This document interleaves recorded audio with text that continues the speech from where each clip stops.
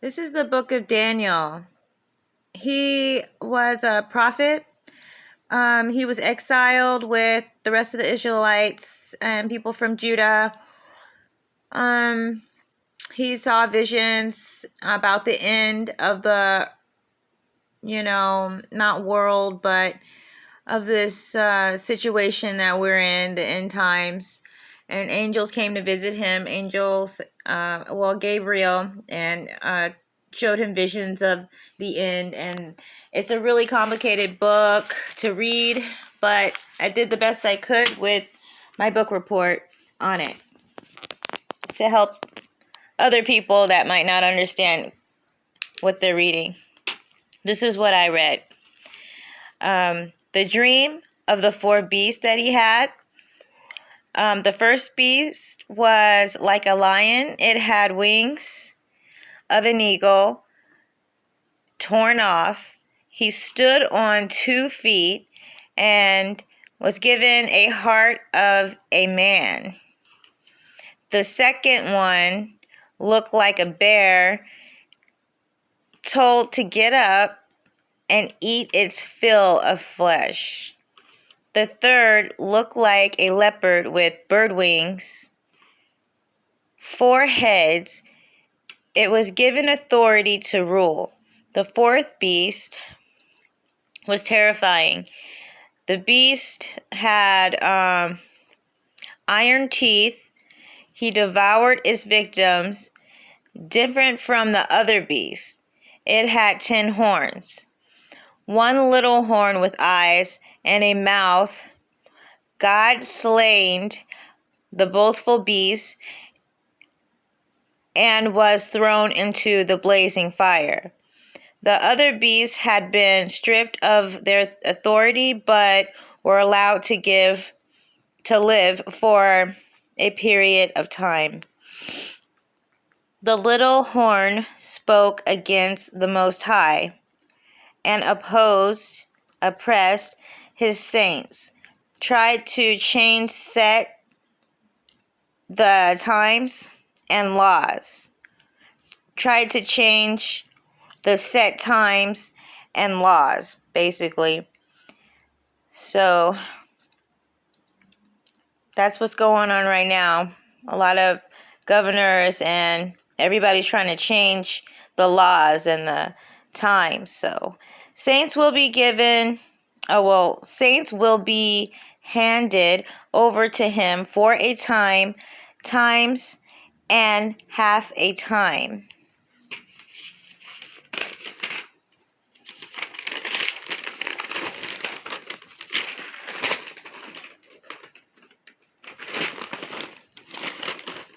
Okay, and so this is Daniel's vision of a ram and a goat. A ram with 2 horns got into a fight with a goat with 1 big horn, and the goat was winning, but his horn was broken off, and then he grew 4 more horns. Out of one of them came another horn, which started off small and grew in power until it reached the host of the heavens, and it threw some of the starry host down to the earth and trampled on them. It set itself up to be as great as a prince of the host. Truth was thrown to the ground, rebellion that causes desolation. For how long will it take for the vision to be fulfilled? Somebody asked when angel was talking to John. And he said, the angel said, for the host that will be trampled underfoot, it will take 2,300 evenings and mornings. That equals 6.301. 3 plus 3 plus a half. A time times time and a half. So that's about 6.5 years.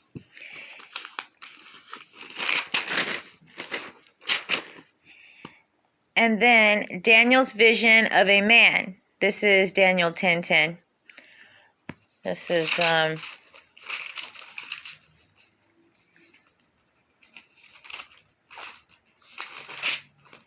right here.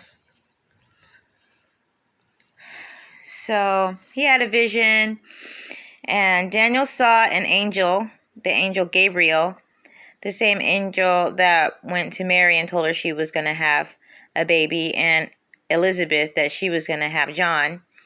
And so anyway, that was sent to explain the days to come in the future till the end of the days that he had dreamt about. The angel was a warrior angel, but he looked like a red or a real man dressed in linen with a belt of the finest gold. Around his waist, it was gold around his waist. He had a muscular body, looked like precious gems, like chrysolite.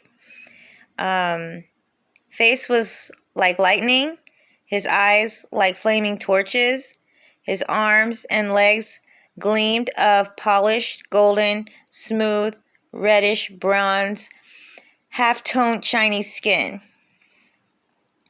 His voice sounded like a thundering, roaring crowd of many strong voices.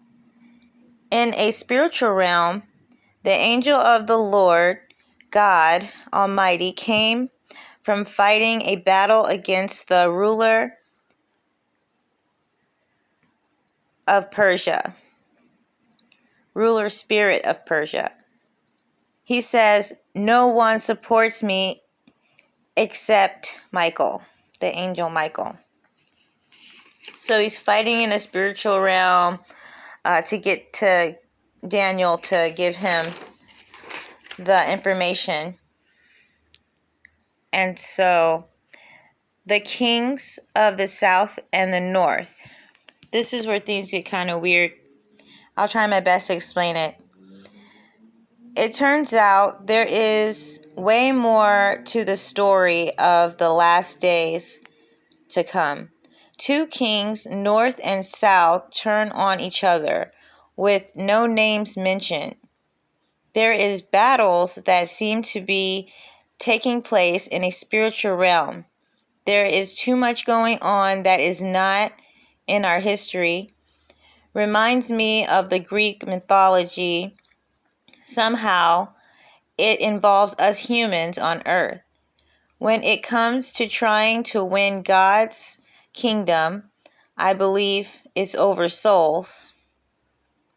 The king of the north will steer up against the kingdom of Greece, not earthly. It's in another dimension, taking souls or taking over bodies. I'm not sure, but that's what it kind of sounds like I'm reading. Now, lots of princes, kings, and witchcraft going on in that situation I read. The so-called king of the north will overtake and fight against the king of the south and invade the beautiful city, which is Israel.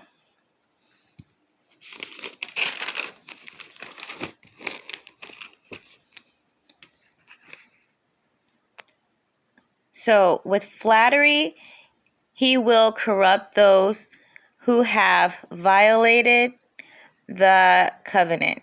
But the people who know their God will firmly resist him. Some of the wise stumble, so they may be refined, purified, made spotless. He will pitch his so-called royal tents between the seas and the holy mountain. But he will come to his end, and no one will help him. Michael, that protects us, will arise. There will be a huge time of distress, but those people found written in the book of life will be delivered. Blessed is the one who reaches and waits till the end of the days. Well, end of the 1,335 days. It's about 43 months, 3 years, and 6 months, and maybe 6 weeks is what it looks like. But then in Revelations it says 1,260 days, which is 75 months. And then it also says 1,290 is about 45 months. So somewhere around this is the truth, because they keep changing the stuff around. Just too much.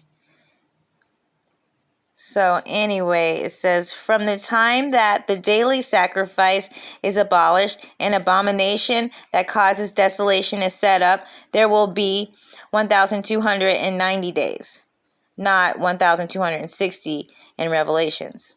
They change stuff around too much. So it's in between there anyway. 2 witnesses, that's in the Revelations, the 2 witnesses, they are the daily sacrifice, 2 lambs that were sacrificed by Israel on a daily basis. So when the 2 witnesses are basically killed by people, I guess, evil people. So Rome is a big problem. It's a Catholic church, and it's going to be a Catholic church. Rome is the abomination of desolation. When you see it standing in the holy place, run, pray, and be strong. Have faith.